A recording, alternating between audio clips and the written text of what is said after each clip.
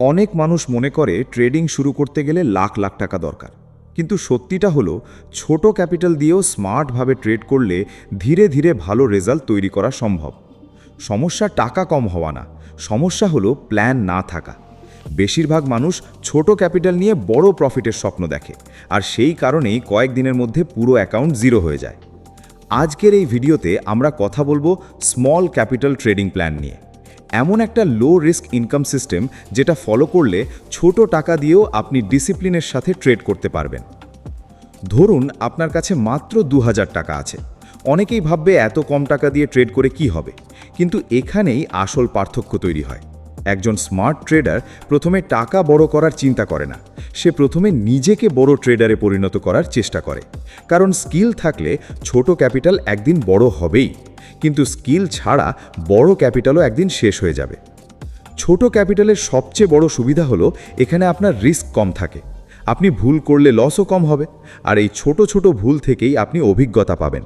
তাই শুরুতেই বড় টাকা ইনভেস্ট করার কোনো দরকার নেই, বরং ছোট ক্যাপিটাল দিয়ে মার্কেটকে বুঝুন, নিজের ইমোশনকে কন্ট্রোল করতে শিখুন, তারপর ধীরে ধীরে এগোন।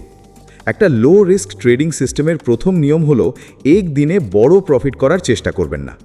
অনেক নতুন ট্রেডার প্রতিদিন 20%, 30% প্রফিট চায়, আর এই লোভই তাদের অ্যাকাউন্ট শেষ করে দেয়।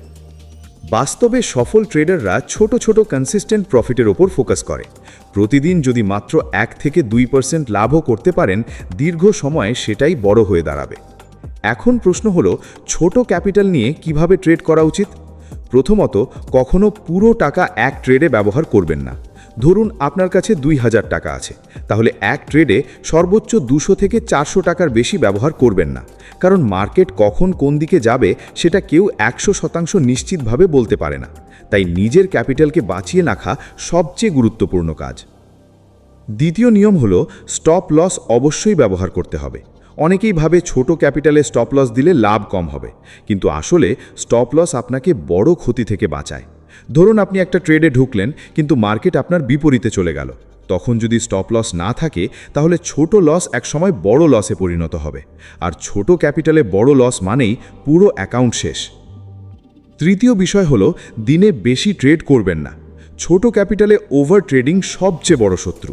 অনেকেই প্রতিটা ছোট মুভমেন্টে ট্রেড নিতে শুরু করে।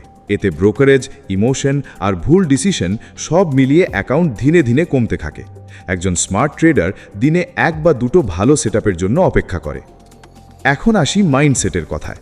ছোট ক্যাপিটাল ট্রেডিংয়ে পেশেন্স সবচেয়ে গুরুত্বপূর্ণ। আপনি যদি প্রতিদিন টাকা ডাবল করার চিন্তা করেন, তাহলে আপনি বেশি দিন টিকে থাকতে পারবেন না। কিন্তু যদি আপনি ভাবেন আমি আজ শুধু ডিসিপ্লিন ট্রেডার হতে চাই, তাহলে ধীরে ধীরে আপনি ইমপ্রুভ করবেন। ট্রেডিং আসলে ফাস্ট মানি গেম না, এটা লং টার্ম সার্ভাইভাল গেম। আর একটা গুরুত্বপূর্ণ বিষয় হলো লেভারেজ কম ব্যবহার করা। হাই লেভারেজ দেখতে খুব এক্সাইটিং লাগে, কারণ এতে কম টাকায় বড় ট্রেড নেওয়া যায়, কিন্তু এখানেই সবচেয়ে বেশি মানুষ শেষ হয়ে যায়। ছোট ক্যাপিটালে হাই লেভারেজ মানে ছোট ভুলেও বড় ক্ষতি। তাই সবসময় লো লেভারেজ বা নো লেভারেজ মাইন্ডসেট নিয়ে চলুন। অনেকেই ইউটিউব বা সোশ্যাল মিডিয়াতে অন্যদের হিউজ প্রফিট দেখে হতাশ হয়ে যায়, কিন্তু একটা বিষয় মনে রাখবেন, সবাই নিজের প্রফিট দেখায় কিন্তু লস দেখায় না। তাই অন্যের ইনকাম দেখে ইমোশনে ট্রেড নেবেন না, নিজের প্ল্যান অনুযায়ী চলুন। আপনার লক্ষ্য হওয়া উচিত অ্যাকাউন্ট সার্ভাইভ করানো, ওভারনাইট মিলিয়নেয়ার হওয়া না। একটা সিম্পল সিস্টেম ফলো করতে পারেন। প্রথমে মার্কেট ট্রেন্ড দেখুন। আপ ট্রেন্ড হলে বাই অপরচুনিটি খুঁজুন, ডাউন ট্রেন্ড হলে অ্যাভয়েড করুন বা সেল সেটআপ দেখুন। র্যান্ডম ট্রেড নেওয়া বন্ধ করুন। কোনো সেটআপ না থাকলে ট্রেড না নেওয়াও একটা স্মার্ট ডিসিশন। অনেক সময় বেস্ট ট্রেড হলো কোনো ট্রেড না করা।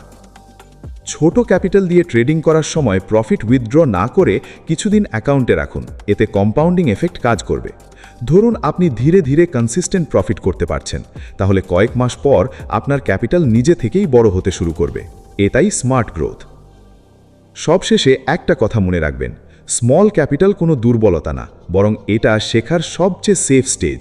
এখানে আপনি কম রিস্ক নিয়ে মার্কেট এক্সপিরিয়েন্স নিতে পারবেন। তাই তাড়াহুড়ো না করে ডিসিপ্লিনড প্ল্যান নিয়ে লো রিস্ক মাইন্ডসেট নিয়ে এগিয়ে চলুন। কারণ ট্রেডিংয়ে আসল উইনার সে না যে একদিনে সবচেয়ে বেশি প্রফিট করে, আসল উইনার সে যে দীর্ঘ সময় ধরে মার্কেটে টিকে থাকতে পারে।